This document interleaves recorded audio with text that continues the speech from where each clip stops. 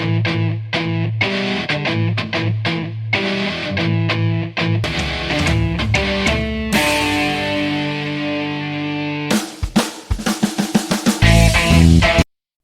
Everyone, welcome to बाबा की पाठशाला। तो आज हम एक्सरसाइज 14.3 करेंगे। इसमें पहले क्वेश्चन में एक सर्वे दिया है। एक ऑर्गेनाइजेशन ने सर्वे किया है जिसमें लड़कियों की डेथ और उनकी इलनेस से रिलेटेड डेटा दिया है। तो हमें जो क्वेश्चन में कहा है, इस सिचुएशन को, इस ग्राफ को, इस डेटा को ग्राफिकली रिप्रेजेंट करना है। इस डेटा को ध्यान से देखो। इसमें हमें एक तरफ कॉज दिया है और दूसरी साइड एक रेट दिया है। तो इसके लिए क्या बनेगा? बार ग्राफ बनेगा। तो बार ग्राफ कैसे बनता है? बार ग्राफ में कॉलम्स होते हैं रेक्टेंगुलर। एक्स एक्सिस पे रखेंगे कॉजेस और वाई एक्सिस पे इनका रेट। कॉजेस में पहला जो ग्रुप है वो है रिप्रोडक्टिव हेल्थ कंडीशन। तो एक्स एक्सिस पे एक पॉइंट रख दो रिप्रोडक्टिव हेल्थ कंडीशन, और जो उसका ग्राफ है वो कहाँ तक जा रहा है? 31.8 तक। तो वाई एक्सिस पे देखो 31.8 कहाँ तक है, वहाँ पर डॉट लगाओ और वहीं पर रेक्टेंगुलर फॉर्म का एक कॉलम बना दो। ऐसे ही हमें दूसरा वाला वेरिएबल रख देना है और ऐसे ही तीसरा वाला रखना है। तीसरा वाला क्या है? इंजरीज। एक्स एक्सिस पे लिखो और उसके लिए जो कॉलम बनाना है वो देखो कहाँ तक है, वो है 12.4। तो वाई एक्सिस पे देखो 12.4 कहाँ लगेगा, वहाँ पे डॉट लगाओ और उसी जगह आप एक कॉलम बना दो। ऐसे करके सारे डेटा का हमें बार ग्राफ बना देना है। चलो अब आते हैं इसके सेकेंड पॉइंट पे। Which condition is the major cause of women's ill health and death worldwide. तो हमें बताना है कि सबसे मेजर, जो सबसे मैक्सिमम कौन सी इलनेस की वजह से लड़कियों की डेथ होती है। तो देखा जाए सबसे ज्यादा डेटा कौन से में, वो है रिप्रोडक्टिव हेल्थ एंड कंडीशन। इसका आंसर क्या होगा?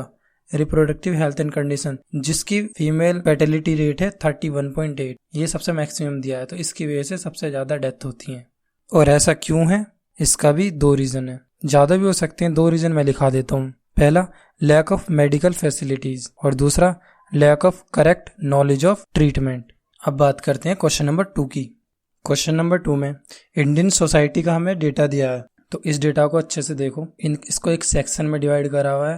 पहला सेक्शन है शेड्यूल कास्ट का, दूसरा शेड्यूल ट्राइब, तीसरा ना वो SC है ना वो ST है, तो नॉन SC ST। ऐसे करके हमें कई सेक्शन दिए हैं। और दूसरा जो कॉलम है वो नंबर ऑफ गर्ल्स का है पर 1000 बॉयज। तो इस पे हमें बार ग्राफ बनाना होगा। तो बार ग्राफ कैसे बनेगा? जैसे मैंने पहले समझाया, एक साइड पे एक्स एक्सिस पे हमें जो वेरिएबल फॉर्म में हमें जो कॉलम दिया है उसको रख दो, जैसे कि शेड्यूल कास्ट, दूसरा शेड्यूल ट्राइब, सारे के सारे ग्रुप एक तरफ रख दो एक्स एक्सिस पे। और वाई एक्सिस पे हमें ये जो नंबर्स में जो डेटा दिया है इसको हमें वाई एक्सिस पे रख देना है। अब शेड्यूल कास्ट, जो पहला ग्रुप शेड्यूल कास्ट है, उस ग्रुप पर जाओ और वाई एक्सिस पे देखो 940। तो हमें 940 पर मार्क लगाना है। 940 पर मार्क लगाकर हमें एक रेक्टेंगुलर कॉलम बना देना है। ऐसे ही सेकंड ग्रुप पर जाओ, शेड्यूल ट्राइब, इसमें 970। तो वाई एक्सिस पे देखो 970 कहाँ पर है, 970 पे जाओ, वहाँ पर मार्क लगाओ और दूसरे ग्रुप के लिए कॉलम बना दो। ऐसे ही करके हमें सारे ग्रुप के कॉलम बनाने हैं। अब आते हैं इसके सेकंड पॉइंट पर। सेकंड पॉइंट पूछ रहा है कि इस डेटा से हमें क्या कंक्लूजन मिलता है। तो अगर हम इस डेटा को देखें तो सबसे ज़्यादा लड़कियां जो 970 हैं वो शेड्यूल ट्राइब पर हैं, और सबसे कम जो लड़कियां हैं वो है 910, वो अर्बन में है। तो ये हमारा फाइनल कंक्लूजन आया। अब बात करते हैं क्वेश्चन नंबर 3 की। क्वेश्चन नंबर 3 में हमें एक तरह से इलेक्शन का रिजल्ट दिखाया गया है। कौन सी पार्टी ने कितनी सीट जीती हैं। तो पार्टी ABCDEF, ये 6 पार्टी हैं। तो ये पार्टी किधर जाएंगी? एक्स एक्सिस पे। तो वाई एक्सिस पे क्या जाएगा? जितनी सीट जीती हैं। तो वाई एक्सिस पे हमने एक स्केल बना लिया। तो पार्टी ए का मार्क लगेगा 75 पे। तो वाई एक्सिस पे जाकर देखो 75 कहाँ पर है, जहाँ पर 75 हो उसके स्ट्रेट सीध में आपको एक कॉलम बना देना है। ठीक, तो वो हो गया पार्टी ए का। अब आते हैं पार्टी बी पर। पार्टी बी पर कहाँ देखोगे? वाई एक्सिस पे 55 पर मार्क लगाओ। 55 पर मार्क लगाया, वो आपका पार्टी बी का हो जाएगा। ऐसे ही करके हमें F तक करना है, तब जाके हमारा ग्राफ बन जाएगा। अब इसके सेकंड पॉइंट पे आते हैं। विच political party won the maximum number of seats. तो अगर हम इसे ध्यान से देखें तो पार्टी ए को 75 सीट मिली हैं, जो कि मैक्सिमम है। अब आते हैं क्वेश्चन नंबर 4 पर। क्वेश्चन नंबर 4 में हमें हिस्टोग्राम बनाना है। इसमें जो हमें डेटा दिया है, एक तरफ दिया लेंथ इन mm मिलीमीटर और दूसरी तरफ दिया नंबर ऑफ लीव्स। तो हमें एक ग्रुप दिया है लेंथ से रिलेट करके। 3 लीव्स है, उनकी लेंथ है 118 से 126 मिलीमीटर, और जो 5 लीफ मिली हैं उनकी जो लेंथ है 127 से 135 मिलीमीटर है। अगर हम देखें इस डेटा को अच्छे से तो ये कॉन्टिन्यूस नहीं है। 126 से अगला जो डेटा आ रहा है 127 आ रहा है, तो हमें इस सीरीज को कॉन्टिन्यूस सीरीज बनाना पड़ेगा। तो कॉन्टिन्यूस सीरीज बनाने के लिए हमें बस एक सिंपल सा थोड़ा सा चेंजेस करना है डेटा में। वो क्या चेंज करेंगे हम? सबसे पहले जो हमारा लोअर लिमिट है उसमें से 0.5 माइनस कर देंगे, और जो हमारा अपर लिमिट है उसमें 0.5 प्लस कर देंगे। तो हमारा जो पहला लोअर लिमिट दिया है वो है 118। अगर हम इसमें से 0.5 माइनस करेंगे तो क्या डेटा बनेगा? 117.5, और 126 में 0.5 प्लस करेंगे तो कितना बनेगा? 126.5। तो ये सीरीज आएगी। अगला ग्रुप जाएगा, वो आएगा 126.5 से 135.5, क्योंकि अगर हम 127 में से 0.5 माइनस करेंगे तो कितना आएगा? 126.5, ठीक है। और अगर 135 में 0.5 प्लस करेंगे तो आएगा 135.5। तो ऐसे ही करके हमें पूरा कॉन्टिन्यूस सीरीज बना देनी है, और जो नंबर ऑफ लीव्स हैं वो हर एक कॉलम में सेम ही रहेंगी, उनमें कोई चेंजेस नहीं करना। अब बनाते हैं हम हिस्टोग्राम। हिस्टोग्राम कैसे बनेगा? पहला ग्रुप जो बना है हमारा वो बना है 117.5 से 126.5। तो ऐसे ही हमें स्केल पे डाल देना है। कौन से स्केल पे? एक्स एक्सिस वाले पे। तो पहला ग्रुप बनाओ 117.5 टू 126.5, उसी को मैच मिला दो सारे पॉइंट्स को। ये आपका पहला कॉलम जो बन गया ये आपका पहले ग्रुप के लिए है। पहले ग्रुप में देखो हमें कहाँ तक, वाई एक्सिस पे कहाँ तक जाना? 3 पॉइंट तक। तो 3 पॉइंट पे मार्क लगाओ और कॉलम बना दो। दूसरा कॉलम कैसे बनेगा? दूसरा कॉलम कॉन्टिन्यूस हो जाएगा। कहाँ से शुरू होगा? जहां पे हमने पहला छोड़ा है 126.5 से 135.5। तो दूसरा ग्रुप ये आ गया। दूसरे ग्रुप का जो वाई एक्सिस का जो डेटा है वो कितना है? 5 है। तो 5 पर मार्क लगाओ और पॉइंट्स मिला दो। तो ऐसे करके हमें पूरा ग्राफ बना देना है। अब आते हैं इसके सेकंड पॉइंट पे। सेकंड पॉइंट पे क्या पूछा है? Is there any other suitable graph representation for the same data? इसके लिए एक दूसरा ग्राफ कौन सा बन सकता है? इसके लिए सुटेबल दूसरा ग्राफ है पॉलीगन, आसानी से बन सकता। अब इसके तीसरे पॉइंट पे आते हैं। Is it correct to conclude that the maximum number of leaves are 153 millimetre long? Why? तो आपको देखना मैक्सिमम नंबर कौन से उसमें आ रहा है? मैक्सिमम नंबर है 12। बारह जो लीव्स हैं वो 145 से 153 तक की हैं। अब जब डेटा हमें ग्रुप में मिला है, ग्रुप के डेटा का एक यही ड्रॉबैक है कि हम एग्जैक्ट नंबर नहीं बता पाएंगे। तो अगर हम देखें हमारा जो ग्रुप है वो कौन सा है? 144.5 से 153.5 वाला। तो इसके अंदर 144.5 वाली भी हो सकती है, 145.5 वाली हो सकती है, 146.5 वाली हो सकती है। तो एग्जैक्टली 153.5 वाली तो है ही नहीं, और भी हैं इसमें लीव्स। तो इसलिए हम इसका कंक्लूजन ये नहीं दे सकते, ये करेक्ट नहीं है। अब बात करते हैं क्वेश्चन नंबर 5 की। क्वेश्चन नंबर 5 में हमें लैंप से रिलेटेड एक डेटा दिया है, एक टेबल दी है। तो इसमें लेंथ इन आवर्स दिया है और दूसरा कॉलम है नंबर ऑफ लैंप्स। तो इसका जो पहला पॉइंट है वो क्या है? इसको रिप्रेजेंट करना हमें एज अ हिस्टोग्राम। तो ठीक है, हम हिस्टोग्राम बना लेंगे। सबसे पहले हम ये चेक कर लेंगे कि कॉन्टिन्यूस सीरीज है या नहीं है। तो देखा जाए तो कॉन्टिन्यूस सीरीज है, इसमें कोई गैप नहीं दिया। तो चलो हम सीधा सीधा ग्राफ बनाते हैं। तो 300 से 400 पहला, दूसरा ग्रुप 400 से 500, तीसरा 500 से 600, ऐसा करके सारे ग्रुप बना देने और उन पॉइंट्स को ज्वाइन करना। तो पहले ग्रुप का जो हमें नंबर ऑफ लैंप्स दिए वो है 14। तो वाई एक्सिस पे 14 की तरफ जाओ, 14 पे जाके मार्क लगाओ और सीधा उस ग्रुप पे एक कॉलम बना दो। दूसरे ग्रुप में 56, तो 56 वाई एक्सिस पे देखो 56 कहाँ पड़ रहा है, उसके सीध में एक और कॉलम बना दो। ऐसी तीसरे ग्रुप बनाओ, ऐसी चौथे ग्रुप का बनाओ, सारे ग्रुप का ऐसे कॉलम बना दो 1000 तक। सेकंड पॉइंट पूछा how many lamps have a life time more than 700 hours. तो 700 आवर्स लाइफ टाइम कितने लैंप्स का है? तो 700 आवर्स। तो हमारे पास 3 ग्रुप हैं, 700 से 800 तक, 800 से 900 तक और 900 से 1000 तक। इन तीनों को हम अगर प्लस कर दे तो हमें आंसर मिल जाएगा। तो इन तीनों को हमने प्लस करा तो क्या आंसर है? 184। तो टोटल नंबर ऑफ लैंप्स जिनकी लाइफ 700 आवर्स से ज़्यादा है वो है 184।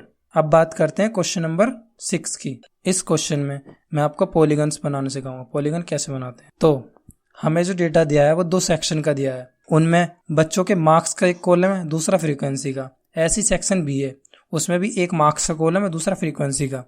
तो हमें समझ जाना चाहिए, इसमें हमें दो ग्रुप दिए ए और बी, सेक्शन ए और सेक्शन बी, दोनों का ग्राफ अलग बनेगा। एक का पॉलीगन डिफरेंट होगा, दूसरे का पॉलीगन दूसरा होगा। तो पहला ग्रुप बनाओ 0 से 10 मार्क्स। तो देखा जाए सेक्शन ए और सेक्शन बी का ग्रुप तो सबका दोनों का सेम कॉमन है।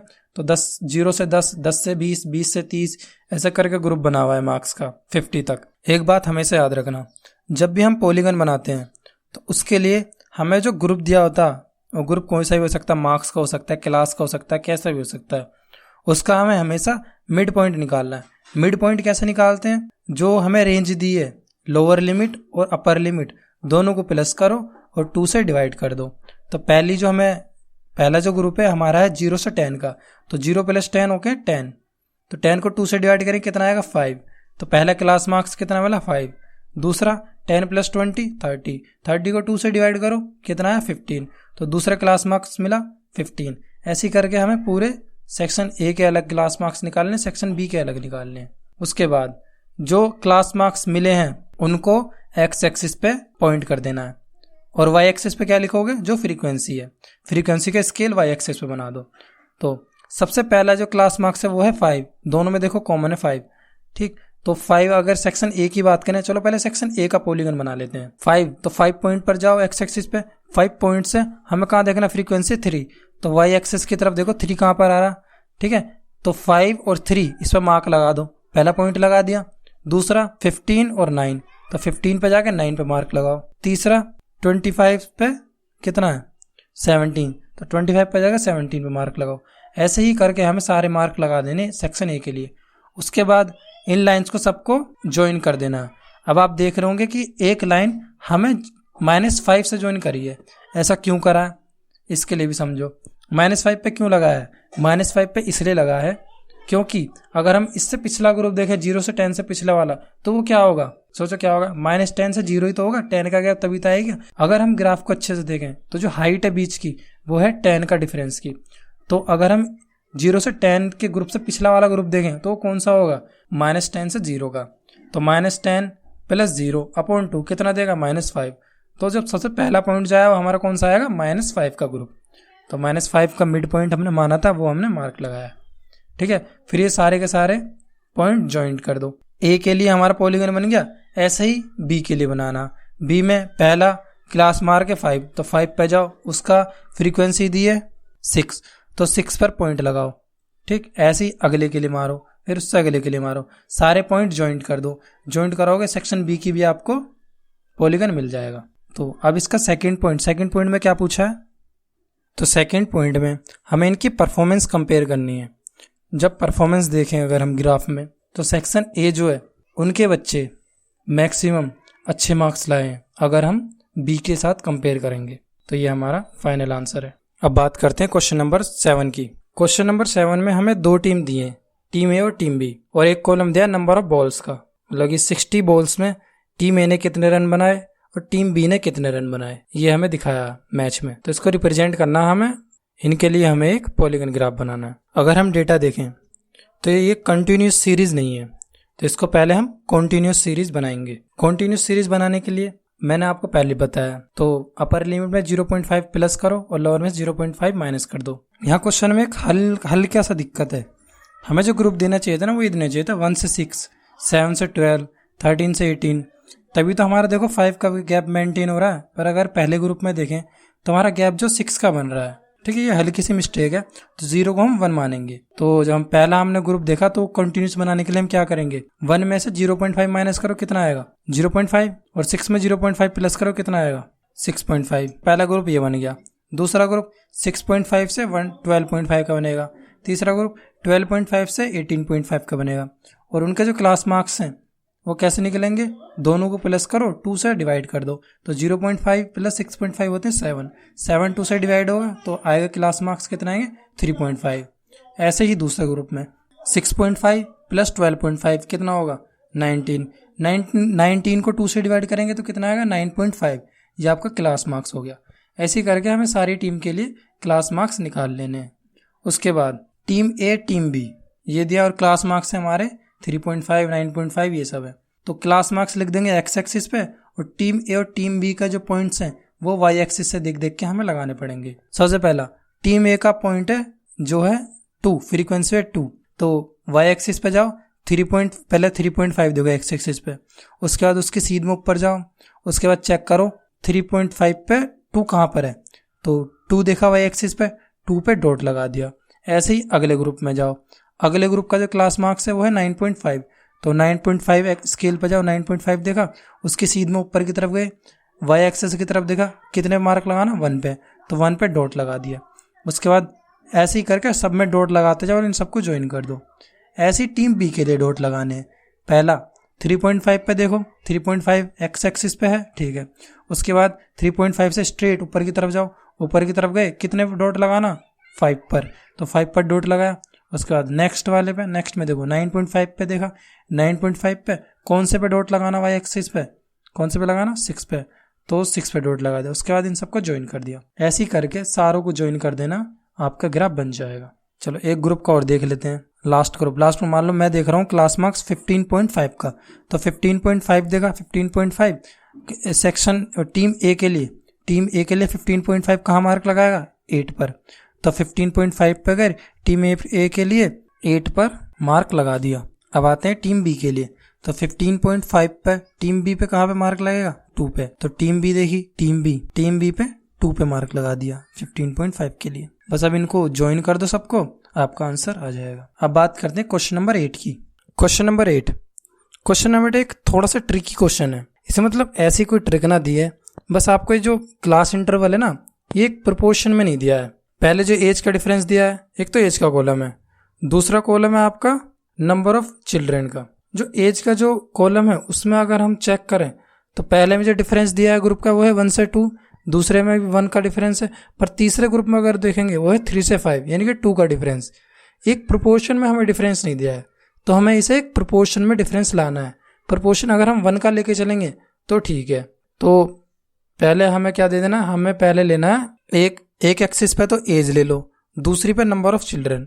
तो एक्स एक्सिस पे अगर हमने एज लिया और वाई एक्सिस पे number of children, width I column की जो मतलब जो हम रेक्टेंगुलर फॉर्म बनेगा इसका हिस्टोग्राम में, उसकी विड्थ पहले में तो 1 की है, दूसरे में जो डिफरेंस है वो भी 1 का है, पर तीसरे ग्रुप में है 2 की विड्थ, चौथे में है 2 की, पांचवे में 7 से 10 यानी कि 3 की विड्थ है, और उससे अगले में 5 की विड्थ है, 10 से 15 दिया है तो यानी कि 5 का डिफरेंस दिख रहा है, 5 की विड्थ है।